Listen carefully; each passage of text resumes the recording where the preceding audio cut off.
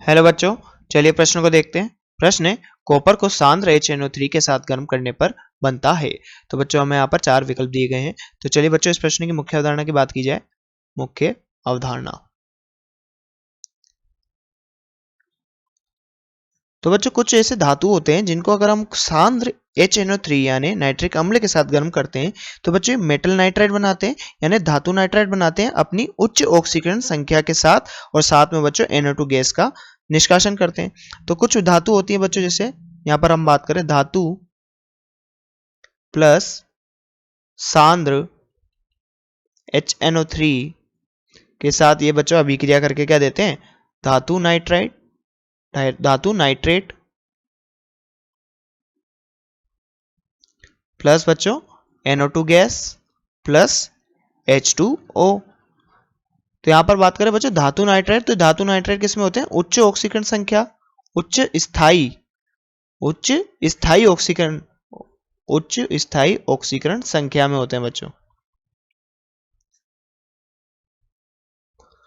अब यहां पर ये बात करें बच्चों कॉपर की, तो कॉपर कुछ धातु कौन कौन सी है, जैसे ये धातु कौन कौन सी हो सकती है बच्चों, लेड हो सकती है, चांदी हो सकती है, कॉपर हो सकती है, मरकरी हो सकती है। तो हमें बच्चों कॉपर के बारे में पूछा था। अगर हम कॉपर की बात करें यहाँ पर, तो कॉपर को जब हम सांद्र यानी कंसंट्रेटेड सांद्र HNO3 यानी नाइट्रिक अम्ल के साथ गर्म करते हैं तो बच्चों हमें क्या मिलता है, उच्च ऑक्सीकरण संख्या के साथ Cu कॉपर नाइट्रेट, तो CuNO3 होल ट्वाइस, क्योंकि कॉपर की उच्च ऑक्सीकरण संख्या कितनी होती है बच्चों, 2 होती है, इसलिए यहाँ पर बनेगा बच्चों कॉपर नाइट्रेट प्लस बच्चों यहाँ पर कौन सी गैस निकलेगी, NO2 गैस। NO2 गैस का कलर कैसा होता है बच्चों, भूरा कलर होता है।